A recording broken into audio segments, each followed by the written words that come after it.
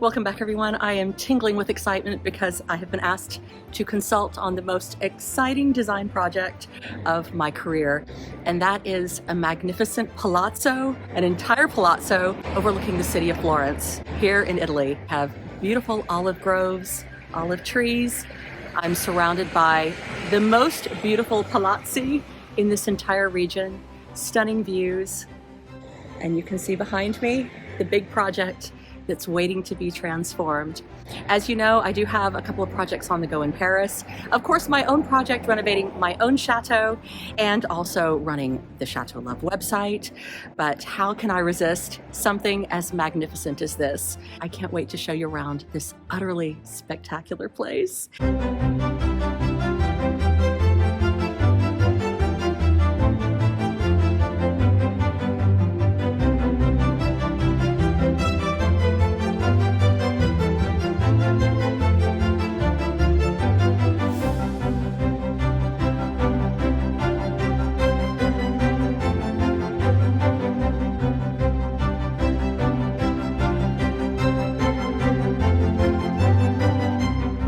Might be a gray day, but this is the view from the garden, again surrounded by magnificent palazzi, and here we have this extraordinary place. The details are incredibly exquisite, and when I saw the colors of the exterior, I nearly lost my mind because it just couldn't be any more beautiful. There is what I would call a substantial garden for being on the gates of one of the world's most beautiful cities. I'm particularly partial to Paris, but I have to say Florence certainly rivals Paris in beauty, art, culture, history. And my client, her husband is Italian, and so they're really returning to their roots. It's just absolutely marvelous.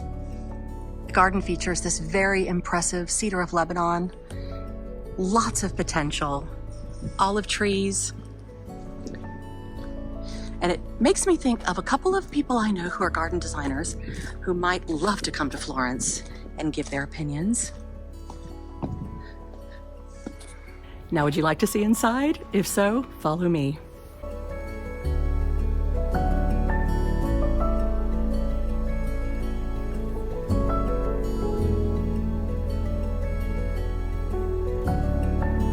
The views start to get better and better, of course, the higher we go. And then we enter into a very, very, very grand entrance hall. These floors are not original. So that's one of the first projects, is to make everything as authentic as possible to the age of the property, which is over 100 years old.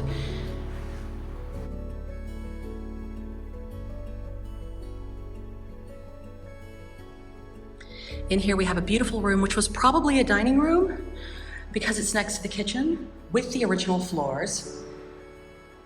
A very, very grand chandelier.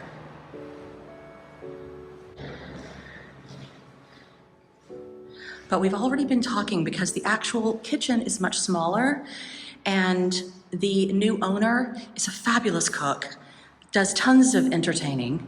And so this might actually be a very interesting kitchen and a very quaint, but again, quite dated kitchen. So this room may remain the kitchen, although it's a bit smaller than the other room we just looked at. And so this room's going to be completely transformed. Now, as we walk through into the other room, there is a very, very grand salon in here. Again, it's a bit dark. The former owners lived here forever, so everything needs a complete refresh and a bit of a change.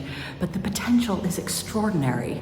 We have very high ceilings here, at least 3.5 meters. And this huge room. Now, these floors look to be probably late 60s or 70s, not authentic. So the new owner would like to do something in keeping with the authentic flooring. And also the pink marble in the entrance hall is not original. And so this could be replaced with something, again, much more authentic to the property. Now, as we walk through here, I'm going to show you one of the most amazing things. Going up this staircase is an unbelievable skylight overlooking the multiple floors. Now through here, we have a fairly dated bathroom. Now we're about to see the most exciting room in the whole palazzo, which is this one. Original floors, high ceilings, 2 glorious doors opening onto a terrace, and then this. The view of Florence. Look, there's the Duomo in the distance, the hills.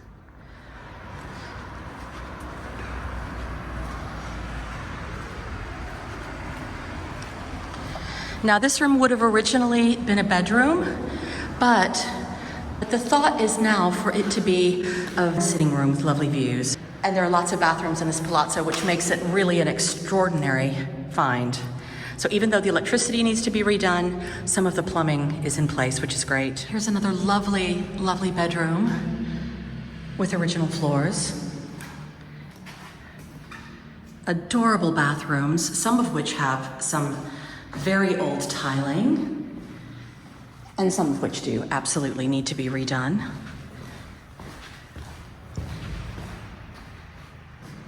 Another lovely bedroom, which could also be a dressing room.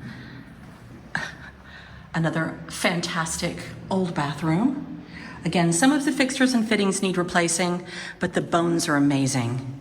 And then this, which is probably going to be the master bedroom, and has a master bath attached.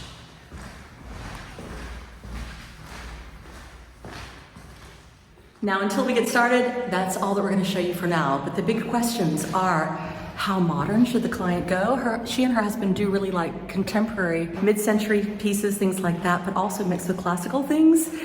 The romantic in me and the châtelaine in me sees painted ceilings, painted walls, maybe some interesting wallpapers. If you have any ideas or thoughts, let me know, because all ideas are on the table. Well, you'd think I've been abandoned here at the chateau. I'm stuck with gardening and DIY this weekend while Vivienne is in Florence, believe it or not, helping to design a palazzo. In her defense, she is working. She's found some amazing micromosaic pieces and cameos for the Chateau Love website. Here I have an incredibly intricate set of micromosaic pieces set in onyx and silver, a pendant, earrings, and a ring from the early 1800s. The pendant depicts the Roman Forum, the earrings with their original hooks depict the Pantheon and part of the Colosseum, and the ring also depicts part of the Roman Forum. The details and craftsmanship are extraordinary. Inspired by ancient Roman mosaics, micromosaic jewelry emerged during the 18th century. The Vatican Mosaic Studio refined techniques, producing the most intricate artworks with tiny glass tesserae that were smaller than 1 millimeter, such as the tiny tesserae in these beautiful pieces. During the late 18th and 19th centuries, wealthy European tourists visiting Italy sought micromosaic jewelry as souvenirs. The common themes included Roman landmarks, mythological scenes, floral motifs, and anything that showcased Italy's cultural heritage, and of course, because of the Vatican Mosaic Studio, the Vatican itself. Sometimes it's really hard to keep up with my wife, but it is very nice to have a little time to myself to work on my photographs. And so if you're thinking of gifts for someone this year, we really appreciate you supporting our little shop. Thank you so much. So we've been talking a little bit about buying prints from our website, and I thought it would be good for you to see how these prints are packaged and how they come to you, because there's always a question about whether or not they're going to be well protected and how they're going to be sent to you once you pay your money for the print. So I've ordered this for something for us to give as a gift to some friends, and as you can see, it has a really nice Chateau Love icon, right? So you know where it's coming from, you know which print it is. It's in a very sturdy box.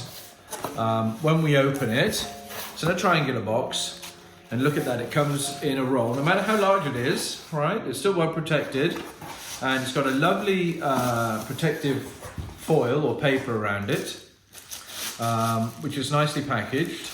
And this is actually one of the reasons why we chose this company to do these for us is because they look after things so well.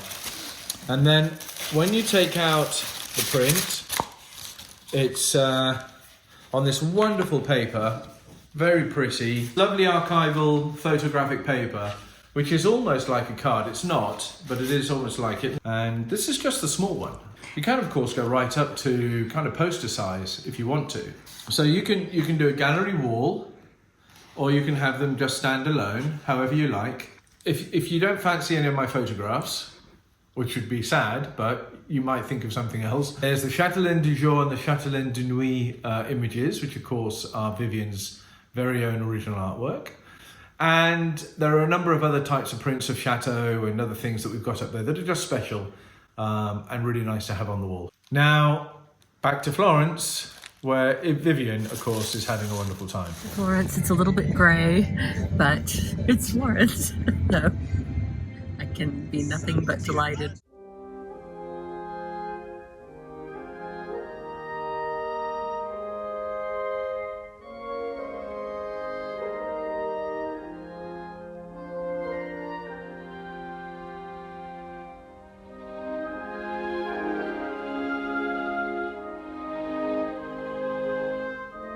I've just arrived at the Palazzo Martinelli, and it's quite dangerous because just downstairs there is the most beautiful antique store.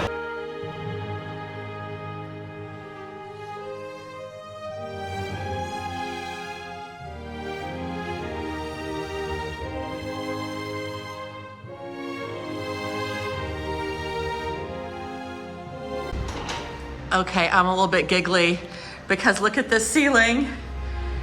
This is one heck of a room. Wow! I tell you what, I thought I had it in style in Cortona. Ooh, he looks like he's thinking of some mischief. This is so beautiful. And this is kind of what I've been trying to envisage doing something like in our master bedroom. This is a little bit more Italian, less French than what I'm thinking, but these are basically these grotesques that I was referring to. And also, how charming.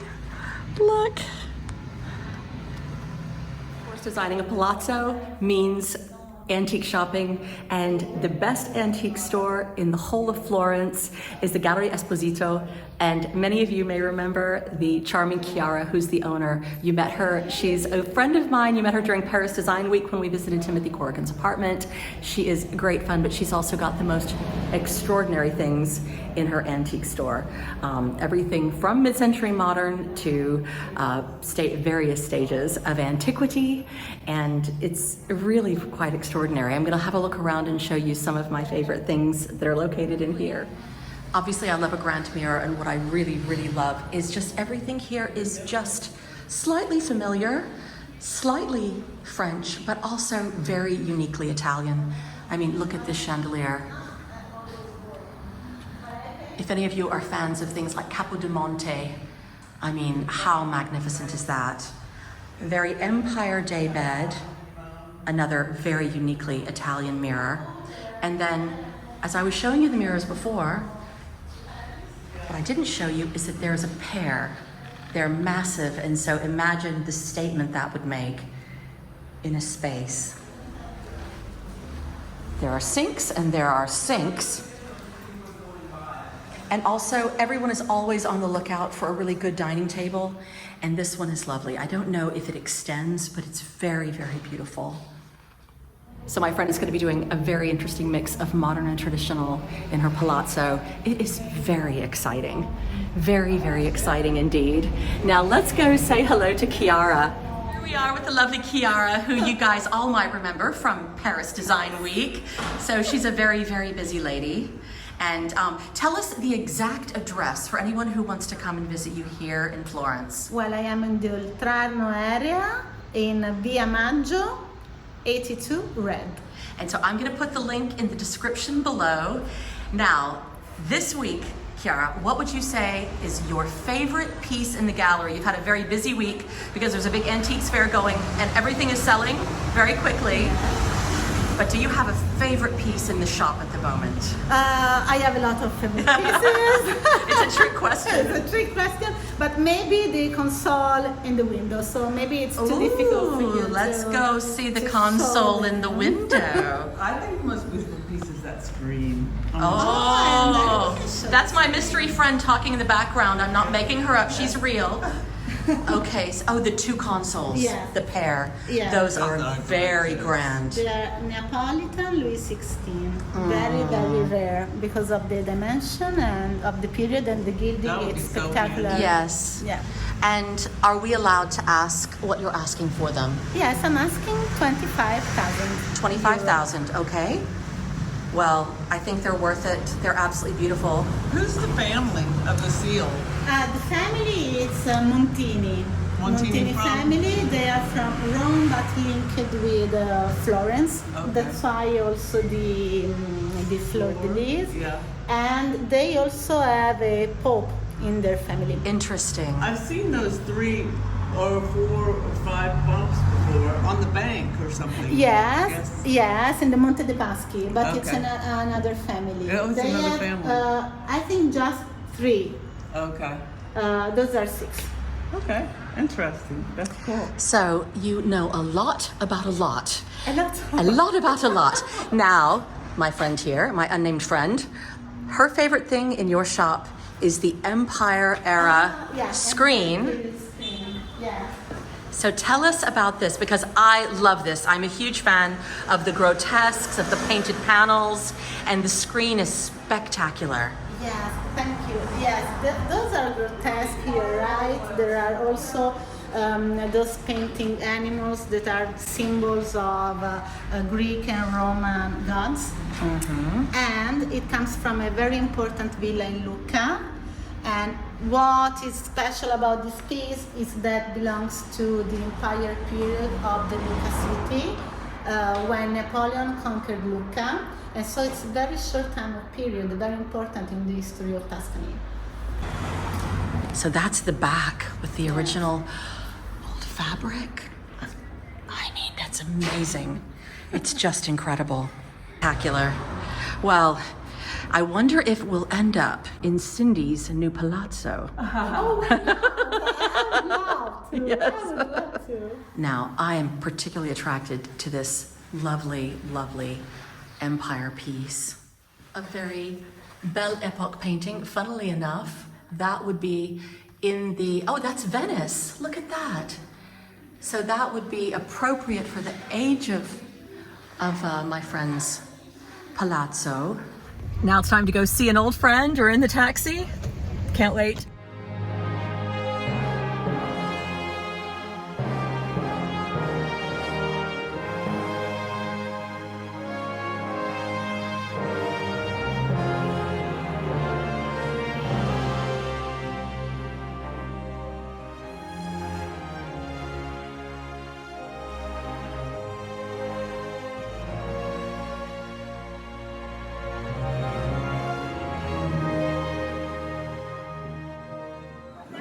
Look who's here. It's Curtis. Hi,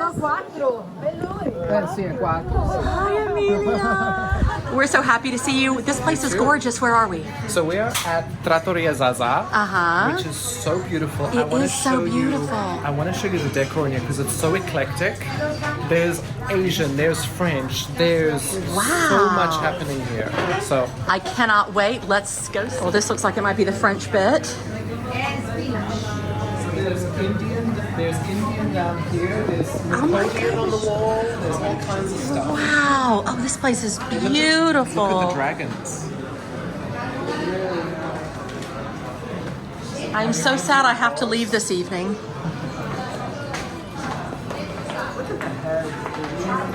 Here's Napoleon. Here's Napoleon. Oh, look. Oh, yeah, there he is. We just found out today that he inhabited Lucca for several years. Oh yeah, that's right. Amelia.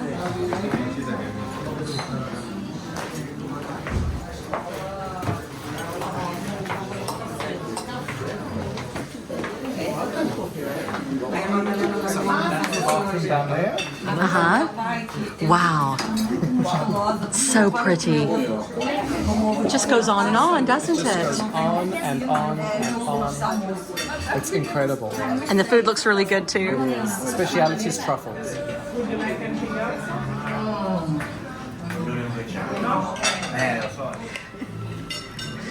Well, now I know why you weren't worried about whether we'd not have space for a table, because there are like 20 rooms here. And there's a whole other section on that side. They have 2 buildings. Oh my goodness.